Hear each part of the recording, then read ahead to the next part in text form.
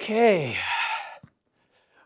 Well, welcome back, ladies and gents. Yeah, it has been a long time, right?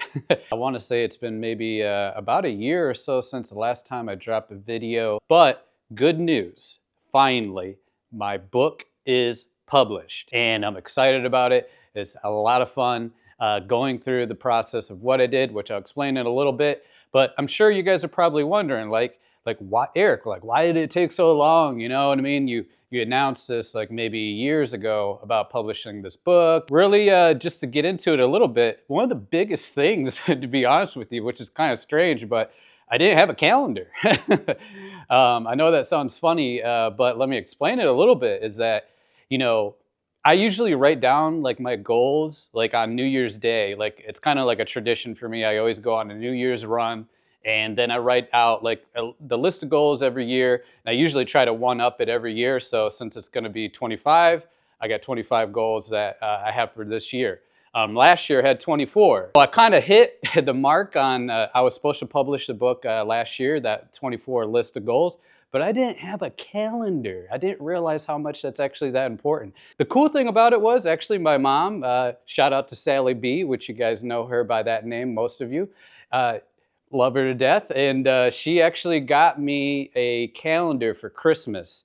And I didn't realize how much that was like made a difference. But you know, sometimes in life, some of those like just small things like really like, improve like your efficiency and everything like that. So now this year I have the calendar and I had it written down that like my goal was to publish the book whatever way it's going to come out, as long as it's out to the world. So of course there was other reasons, right? Not just a calendar. You can't just put it all on that.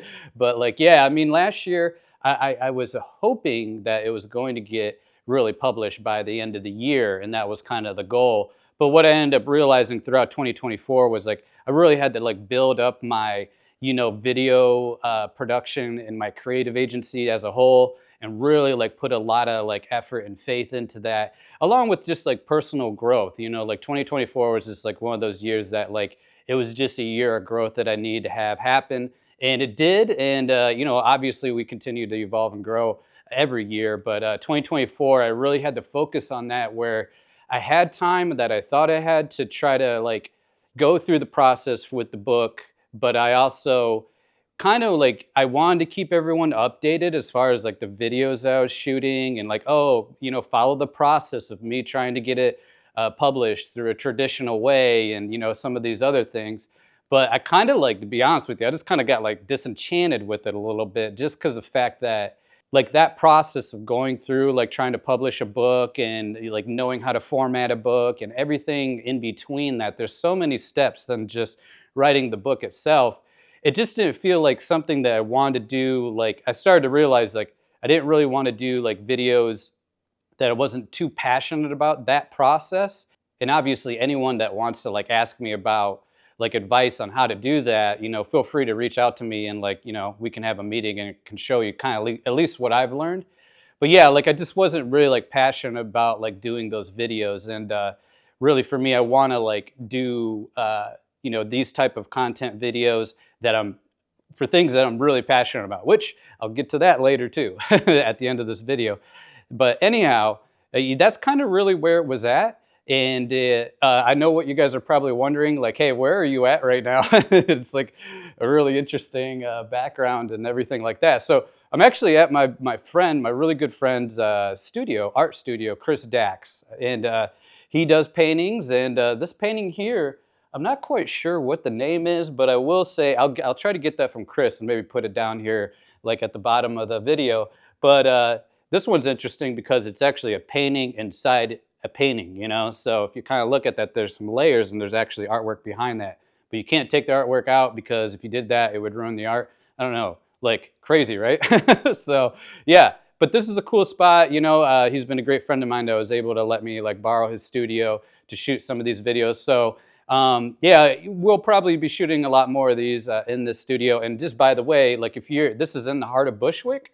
So if anyone's interested in actually shooting in this studio, whether it be photography or video, reach out to me, and I can hook you up with Chris's contact, because yeah, he has like seamless backgrounds and everything like that, and the space is huge.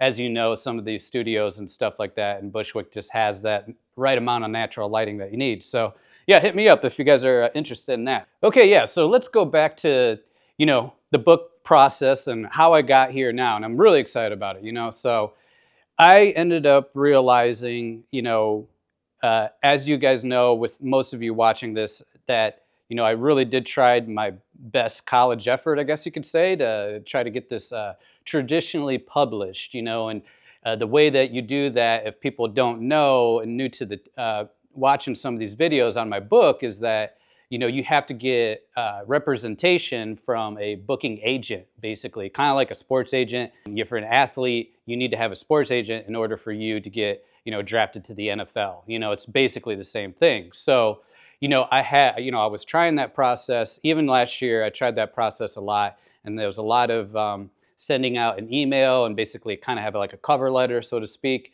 And, throughout that, I learned a lot because it was interesting experience to at least try to sell yourself for one, and write like the best points of why this book is like meant to be represented by one of the big book publishers, and you just got to give it a shot. So, I did do that for like a good amount of 2 years, emailing and trying to query. That's what they call it, a book querying. So yeah, and I did it. I did get some good feedback and good responses from some of the booking agents and stuff like that. But what I ended up kind of realizing, and actually speaking with other like, book authors and what have you, is that the tricky thing about like my type of book is that since my book is like a memoir, nowadays the way it kind of is, just the industry and the way it kind of rolls, is that like unless you're a celebrity or you have like a social media influencer type of following where you got like hundreds of thousands of followers, like the booking agent is going to just kind of be like, well, it's just not, kind of like they're doing it from a math perspective. You know what I mean? Like, oh, well, it's a nice story. It's an interesting story, but like, I need to have all this other stuff backed up to know that, oh yeah, it's going to sell, thousands or millions of copies. So that's kind of like what I noticed, is that like if you do, and it's really specific towards memoir, and I don't want someone to say that like you can't do a memoir and get it published, because it just has to be a very like crazy or interesting story and it could work. And with mine, it is an interesting story, but again, like I think it just needed that celebrity status, which I'm just not quite there yet. But maybe with the help of you guys, you know what I mean? I don't know. So that's just kind of where it was at. So I did that for a little while, and then also too, I kind of started to learn about some of these hybrid like publishing agencies, and the way those ones work are interesting, and they kind of operate in like a blended way where if you go with them, you will get published and you'll get that reputation as like a published author, the same way as a traditionally published author and what have you. And like you use their network as far as like the network that they have, along with like they usually take care of the marketing and the printing and all that. But with all that is like they want you to like actually pay into that. Most of them. I mean, I don't know if it's all of them, but the hybrid ones, it's kind of like you pay up front for these services. And the more that I like looked at that, and again, I'm not saying that all hybrid publishing companies like that, but when I did reviews and looked at Google reviews on some of them my friends recommended, I kind of just like noticed it seemed a little like Ponzi scheme-ish, you know what I mean? Like just a little scammy, in a sense that like they're just trying to really like get your money. And and it's not cheap, it's like tens of thousands, like it's thousands of dollars, let's just say that. And for me, I was just kind of like, all right, some of the services that they're offering, like a book cover design or like a landing page, website, and like email marketing and everything like that. Like, well, I already do that with my creative agency, you know what I mean? Like, so for me, it was just kind of like, well, do I want to like trust myself and like figure out if I can just like push this book out the best I can on my own? Or you want to go with a hybrid and, save you some time, but you end up forking out a lot of money, where like the money might not even amount to the sales, like they're not guaranteeing you any like sales really. So I don't know. For me, I just kind of felt like it wasn't really like my lane I wanted to go to. Like I'm not knocking people that did go through it that route, but like at least for me, I kind of had to question last year, like, what is the intention? You know what I mean? Like, what is the intention of like actually having this book out? Well, it's a memoir. It's a memoir about my past and me growing up and like my family and obviously Ralph to the rescue. It's more of a personal story. So like for me, it was more important. I started to realize like, you know what?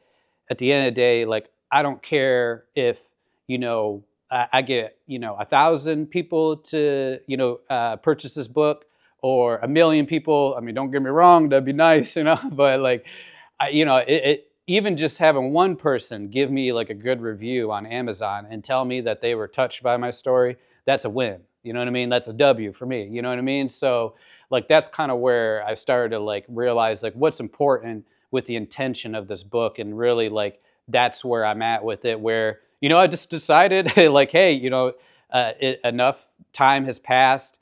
You know, people that have been following my story or know me personally, I've been trying to get this book running, and there's been years where like, you know, I kind of started writing this book, you know, right after college and put it off and then finished it up like between those years, but then even came back like during COVID because I had so much time that's where I like revised it a lot. And this has been through all these iterations. And, you know, you would think that a book would, you know, oh yeah, a book, you can get that written out. And, you know, some people can, you know, in less than a year or whatever. But sometimes like these type of books is a journey, you know, and I don't take anything back from it. I think actually now, 2025, this is like the perfect time for me to like launch this book out. Now, with where I'm at in my life, everything that is kind of led up to this point, I'm one of these people that like, I always believe like, you know, timing is everything, and everything happens at the time that it's supposed to happen. You know what I mean? Like, that's just like my mantra, I guess you can say. So I feel like 2025 and, you know, this year, this was the year that I was supposed to, you know what I mean, get published. So I did go through the self-publishing route, which is really cool. You know, like I watched some of the YouTube videos and, you know, understood the process of like designing my book cover and like really like kind of branding it. So, you know, I'm really excited about it. And so, yeah, that was pretty much the whole thing. And that's the reason why it took so long for me to get to where I'm at now. But I'm super excited, guys. Like the book is finally out. It's been like a big, like, I don't know, sort of a weight off of my shoulder, but also like I'm excited to figure out like what is next as far as like promoting the book and, you know, possibly getting an audio book. And some of the other things obviously is just like, you know, reaching out to people that I know back in my hometown and, you know, seeing, you know, do book readings or, you know, what have you. And basically just share this story of Ralph to the rescue, how my childhood cat saved our family, you know, this book, this memoir. So in case you haven't like watched some of my videos, which were like a year ago or, you know, even a few years back, you know, let me give you just like a quick little introduction to the book itself. So, you know, the book is called Ralph to the Rescue, How My Childhood Cat Saved Our Family. And it's about me when I was in the ages of like around 7 to 12 years old, you know, with my family, my 3 older brothers and my mom and dad and my cat named Ralph. And, you know, it's really a book, like I would say, like to say it in the simplest terms, you know, it's like Marley and me and like the pursuit of happiness, like put together. So like if you know those type of feel good stories, you know, about a little bit about, you know, fun, you know, animal and pet stories of growing up with a pet and how that is like, you know, that type of love that you find and get. But it's also like, you know, my family was going through a lot of, you know, during Ralph being with us, he experienced that struggle like on the pursuit of happiness. And, you know, it's from the Midwest. So, you know, I'm from a small town in Ohio called Fremont, you know, so it's a lot of that Midwest, like American, you know, 1990s nostalgia. And, you know, just on a final note, you know, for me, it's very like important to me in the sense that it's really kind of like a tribute to my dad, you know, and what he represented and, you know, how he was like an awesome father to me and my brothers and an awesome husband to my mom. And, you know, it's really a tribute to him too, you know, along with Ralph, obviously. But yeah, it's a really good feel good story. And I think it's going to resonate with a lot of people, especially nowadays, you know, in America. It's like, you know, family is like something that's important to a lot of people and sticking together and everything like that. And yeah, so I would love for you guys to go to Amazon. I'm going to have a link below in the description where you can order the book.